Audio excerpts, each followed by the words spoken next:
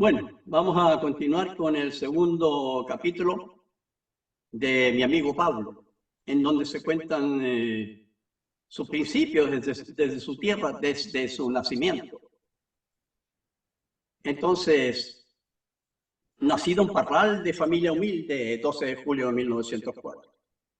Esta es la historia de un niño chileno nacido en la provincia de Linares, en una pequeña ciudad llamada Parral. El niño de que hablamos nació en un día de invierno, el 12 de julio de 1904.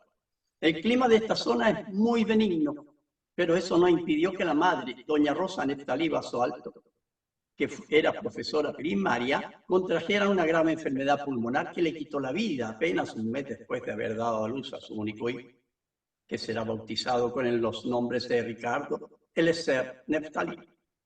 Tendrá que pasar bastante tiempo antes de que este niño sepa lo que significa ser huérfano de madre. Solo los que han perdido a su madre o a su padre siendo muy niños pueden saber cómo se siente un huérfano. Con el paso de los años, este niño Ricardo Neftalí nos dirá en sus poemas cómo era ese sentimiento de pérdida. Algo así como un castigo no merecido. Como una injusticia que uno no sabe por qué le ha golpeado ni sabe cómo reparar. Pero ahí estaba el padre, don José del Carmen Reyes, dispuesto a luchar contra la adversidad, a pesar de que él y toda su familia pasaban por una época de estrecheces económicas y poca fortuna en sus trabajos.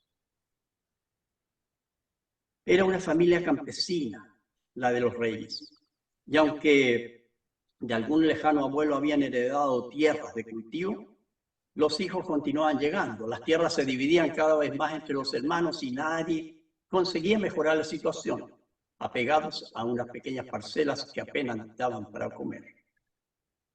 Después de la muerte de su esposa, don José del Carmen envía a Ricardo Neftalí a vivir con sus abuelos, en un fundo cercano llamado Belén. Allí crían al pequeño Ricardo durante algunos meses, los necesarios para que su padre piense en el rumbo que le va a dar a su vida. Tal vez deba casarse nuevamente, medita don José, para dar un hogar a su hijo.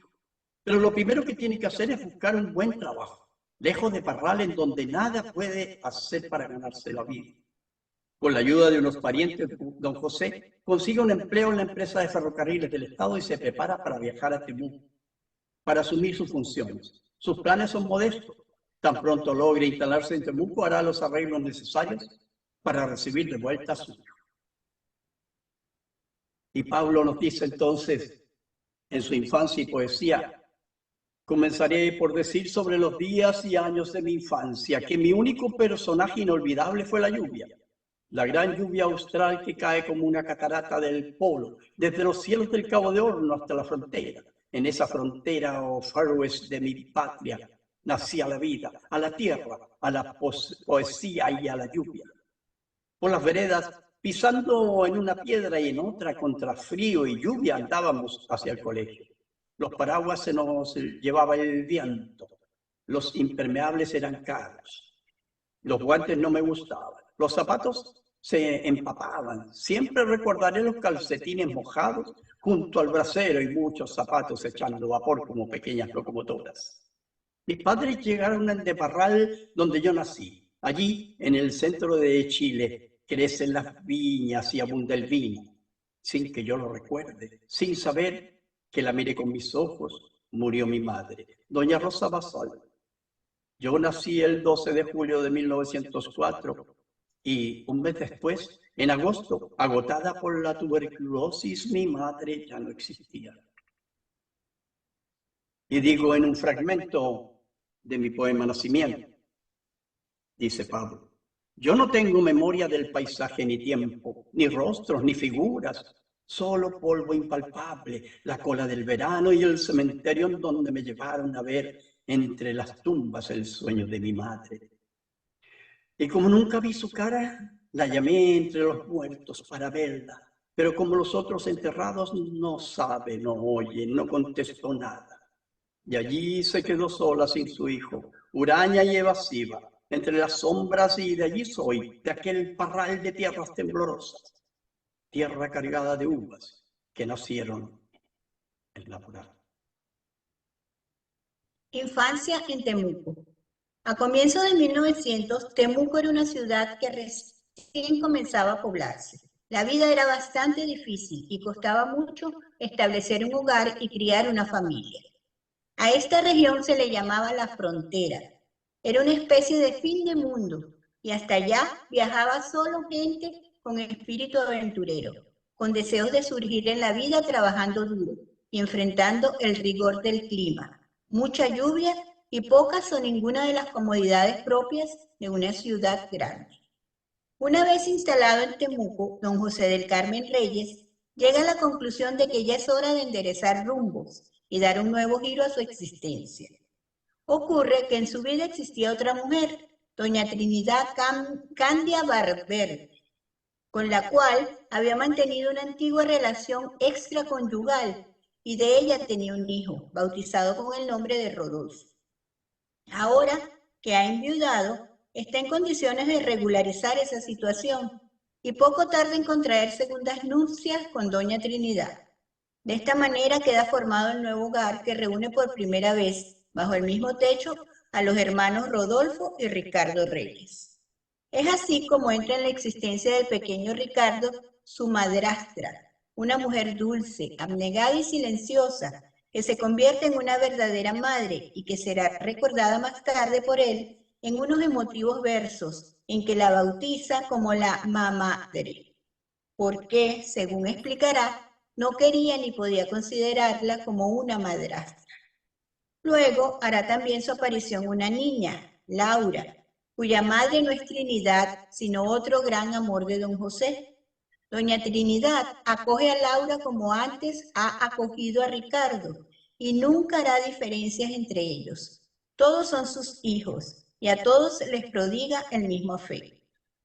Es en Temuco entonces en donde el futuro poeta comienza a crecer, rodeado de los inmensos bosques nativos y de una naturaleza bella y llena de contrastes.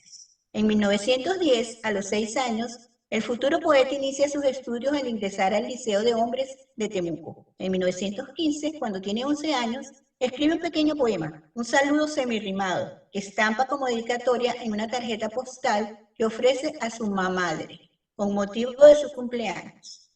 Es un primer esbozo de poesía que expresa: de un paisaje de áureas regiones, yo escogí para darte, querida mamá, este humilde postal. Neftalí. El primer poema.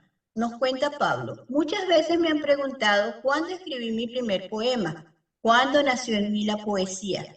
Trataré de recordar. Muy atrás en mi infancia y habiendo apenas aprendido a escribir, sentí una intensa emoción y tracé unas cuantas palabras rimadas, pero extrañas a mí, diferentes del lenguaje diario. Las puse en limpio en un papel, preso de una ansiedad pronto hasta entonces desconocido, especie de angustia y de tristeza. Era un poema dedicado a mi madre, es decir, a la que conocí por tal, a la angelical madrastra, cuya suave sombra protegió toda mi infancia. Completamente incapaz de juzgar mi primera producción, se la llevé a mis padres. Ellos estaban en el comedor, sumergidos en una de esas conversaciones en voz baja que dividen más que un río el mundo de los niños y el de los adultos. Les alargué el papel con las líneas, tembloroso aún con la primera visita de la inspiración. Mi padre, distraídamente, lo tomó en sus manos, distraídamente lo leyó, distraídamente me lo devolvió diciendo: ¿de dónde lo copiaste? Y siguió conversando en voz baja con mi madre de sus importantes y remotos asuntos. Me parece recordar que así nació mi primer poema y que así recibí la primera muestra distraída de la crítica literaria. La mamadre, fragmento. Ay, mamá, ¿cómo pude vivir sin recordarte cada minuto mío? No es posible. Yo llevo las marverdes en mi sangre, el apellido del pan que se reparte, de aquellos dulces manos que cortaron el saco de la harina, los calzoncillos de mi infancia, de la que cocinó, planchó, lavó, sembró, calmó la fiebre, y cuando todo estuvo hecho y ya podía yo sostenerme con los pies seguros, se fue, cumplida, oscura, al pequeño ataúd, donde por primera vez estuvo ociosa bajo la dura lluvia de temor. Ay, qué lindo. Entonces, un Cyrano de Bergerac de 15 años. Al flaco y silencioso alumno Ricardo Reyes no le va muy bien en el liceo. Solo tiene unos pocos amigos verdaderos. Odia las clases de gimnasia y matemáticas.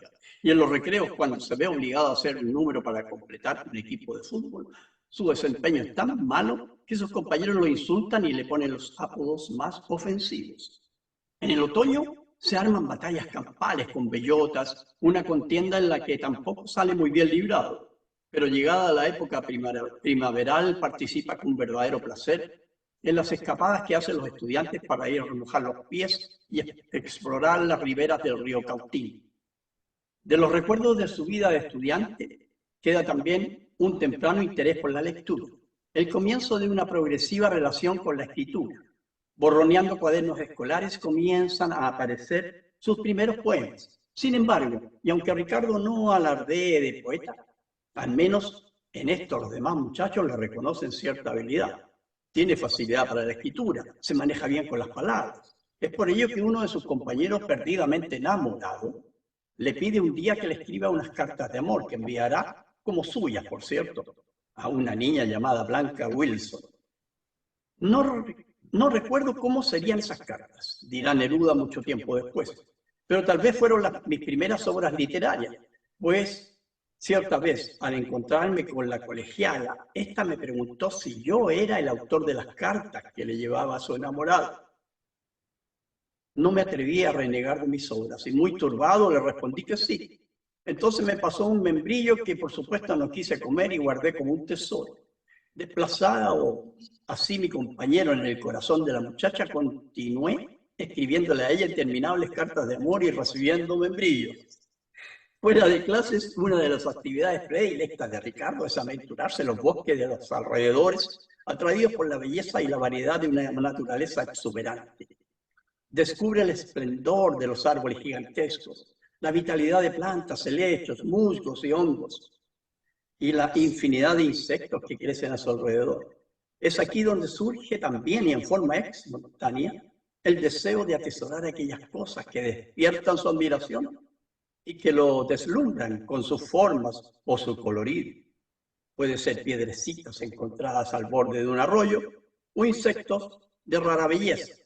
Nace así su afán de coleccionista. Dice Pablo, primero se encuentra con la naturaleza. La naturaleza allí me daba una especie de embriaguez. Me atraían los pájaros, los escarabajos, los huevos de perdiz. Me asombraba la perfección de los insectos. Recogía las madres de la culebra. Con este nombre extravagante se designaba el mayor coleóptero negro, bruñido y fuerte, el titán de los insectos de Chile. Estremece verlo de pronto en los troncos de los maquis y de los manzanos silvestres, de los copihue. Estas exploraciones mías llenaban de curiosidad a los trabajadores. Pronto comenzaron a interesarse en mis descubrimientos. Apenas se descuidaba mi padre, se largaban por la selva virgen y con más destreza, más inteligencia y más fuerza que yo, encontraban para mí tesoros increíbles. Había uno que se llamaba Monje. Según mi padre, un peligroso cuchillero. Tenía dos grandes líneas en su cara morena. Una era la cicatriz vertical de un cuchillazo y la otra, su sonrisa blanca horizontal llena de simpatía y de picardía. Este monje me traía copihue blancos, arañas peludas, crías de torcasas, y una vez descubrió para mí lo más deslumbrante, el coleóptero del coihue y de la lumba. Yo solo lo vi en aquella ocasión. Era un relámpago vestido de arcoíris. El rojo y violeta y el verde y el amarillo deslumbraban en su caparazón. Como un relámpago se me escapó de las manos y se volvió a la selva. Ya no estaba Monje para que me lo cazara. Nunca me he recobrado de aquella aparición deslumbrante. En la poesía dice a fragmento, y fue a esa edad. Llegó la poesía a buscarme.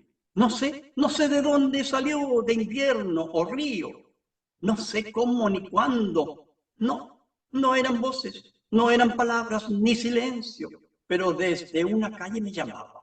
Desde las ramas de la noche, de pronto entre los otros entrefuegos violentos, o regresando solo, allí estaba sin rostro y me tocaba. Yo no sabía qué decir, mi boca no sabía nombrar, y vi de pronto el cielo desgranado y abierto, planetas, plantaciones palpitantes, la sombra perforada, acribillada por flechas, fuego y flores, la noche arrolladora, el universo. Primeras publicaciones: Entusiasmo y perseverancia. El 18 de julio de 1917, el diario La Mañana de Temuco da a conocer un artículo firmado por un tal Neftalí Reyes, titulado Entusiasmo y perseverancia. Se trata de la primera publicación que hace el futuro poeta a los 13 años, y que no es, por cierto, un poema, sino un artículo, una colaboración espontánea que ha enviado al diario en la que expresa una juvenil y fervorosa confianza en el mejoramiento de los pueblos y los individuos, mediante esas dos virtudes o fortalezas del espíritu: la perseverancia y el entusiasmo. Uno de los párrafos de este artículo expresa: hay filósofos en el siglo presente que solo tratan de difundir el entusiasmo y la perseverancia, y sus libros son verdades sinceras y elocuentes, que leídas por todos, en especial por las clases obreras, traerían grandes beneficios a la humanidad. Estos dos son los factores que coadyuvan principalmente al levantamiento y engrandecimiento de los pueblos. Todo lo que se desea en bien de cada país se debe proseguir con perseverancia y entusiasmo, pues sin estas condiciones es de todo punto imposible que se verifiquen. No hay duda de que detrás de estas reflexiones hay muchas y muy variadas lecturas. En la casa paterna, esta colaboración es tomada como una ocurrencia, algo que se puede celebrar discretamente, sin darle demasiada importancia. A esta edad, el muchacho de Temuco se ha convertido en un ávido e incansable lector, que siempre anda a la búsqueda de todo tipo de libros y que lee todo lo que llega a sus manos, con una curiosidad y una voracidad insaciables. Al año siguiente, el 30 de noviembre de 1918, se publica en el número 566 de la revista Corre Vuela de Santiago el poema Mis Ojos, firmado por Neftalí Reyes. Es la primera de varias otras colaboraciones que se publicarán en los meses siguientes. Con estas, ya a los 13 años, el joven Neftalí tiene poemas publicados en Santiago, además de otros varios recogidos en revistas estudiantiles de provincia. Todavía firma sus trabajos con el nombre de Neftalí Reyes, pero ya puede sentir la satisfacción de ver su nombre en letras de molde y saborear esta sensación de estar ingresando con sus modestos trabajos en un mundo literario que le atrae por sobre todas las cosas. Mientras tanto avanzaba en el mundo del conocimiento, en el desordenado río de los libros, como un navegante solitario. Mi avidez de lectura no descansaba ni de día ni de noche.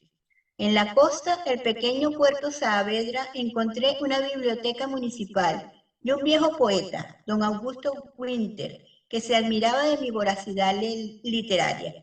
Ya los leyó, me decía, pasándome un nuevo Vargas Vila, un Ibsen, un Rocambole. Como un avestruz, yo tragaba sin discriminar.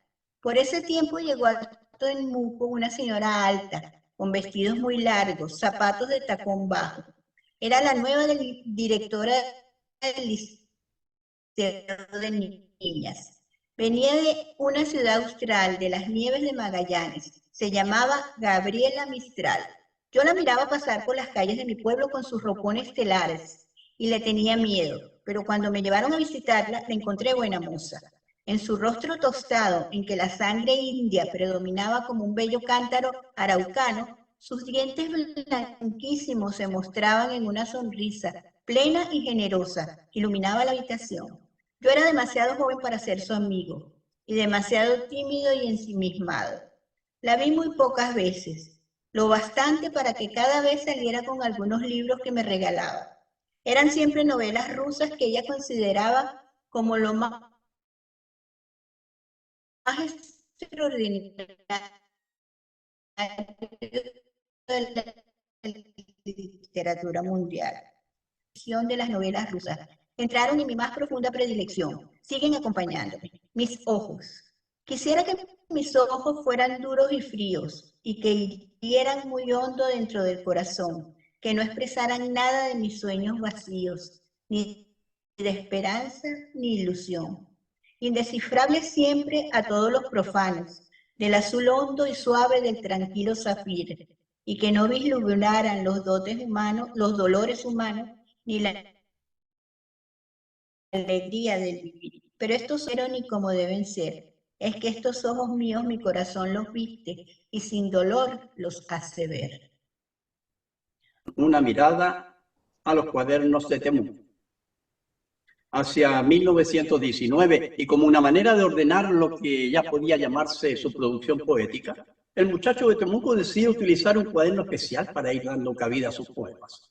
En él comienza por insertar algunos versos escritos el año anterior, y desde ahora en adelante en estas páginas irá quedando registrada la inspiración del poeta adolescente, reflejo de penas, dudas e ilusiones, una gran cantidad de poemas en que compulsivamente escribe acerca de todo lo que le gusta, detesta o anhela. Cuando este cuaderno se llena, otros le siguen, hasta completar los 3 que serán reconocidos más tarde como los cuadernos de Temuco. En 1921, el joven poeta parte de Temuco para dirigirse a Santiago, y estos cuadernos, que contienen nada menos que 136 poemas, quedan en poder de su hermana Laura, quien se preocupó de conservarlos por muchos años. ¿De qué escribe y cómo escribe el joven poeta entre los 14 y los 16 años? Con solo revisar los títulos de estos poemas podemos descubrir cuáles son los temas preferidos. Yo te soñé una tarde. Ensoñación perdida. Desde mi soledad. Estos 15 años míos. Muchos hablan de amor y soledad. Por ejemplo, La hora del amor expresa: hace ya tanto tiempo que no espero la amada, que me muerden los perros del deseo y la sed. Y el poema relativo a sus 15 años escribe: hostilidad de seres, hostilidad de cosas, alfilerazos hacia la carne dolorosa. Entonces, decía, muchos hablan de amor y soledad. Por ejemplo, La hora del amor expresa: hace ya tanto tiempo que no espero la amada, que me muerden los perros del deseo y la sed. Y en el poema relativo a sus 15 años se escribe: hostilidad de seres, hostilidad de cosas, alfilerazos hacia la carne dolorosa, que mintió las caricias que vibraron ayer, pena, pero pena infinita, desesperante pena. Lo importante es que entre tantos poemas muy simples e inmaduros aparecen algunos de gran calidad que merecen pasar al primer libro crepusculario, entre ellos los titulados Sensación de olor, Campesina y Maestranzas de noche. Dice Pablo, el poeta que no es burgués ni humilde, un muchacho que apenas tiene 15 años, que hace versos pausados por la amargura, que saboreó las sales del desengaño, cuando muchos conocen risas y ternura. Él conoció la vida tras las bestiales instintos de la humana naturaleza, cuando creyó encontrarse con ideales hechos de perfecciones y de belleza. Y sigue por la vida viviendo triste. Los hombres no han sabido que en él existe el poeta que niño no fue pueril. Y él espera orgulloso con sus dolores, inconocido y solo, días mejores, que se imagina, loco, que han de venir. En clase de química del 30 de julio de 1919, sensación autobiográfica. Hace 16 años que nací en un polvoso pueblo blanco y lejano que no conozco aún. Y como esto es un poco vulgar y candoroso, hermano errante, vamos hacia mi juventud. Eres muy pocas cosas en la vida. La vida no me ha entregado todo lo que yo le entregué. Y ecuacional y altivo me río de la herida, y el dolor es a mi alma como 2 es a 3. Nada más. Me acuerdo que teniendo 10 años dibujé mi camino contra todos los daños que en el largo sendero me pudieran vencer. haber amado a una mujer y haber escrito un libro. No he vencido, porque está manuscrito el libro y no amé a una sino a 5 o 6.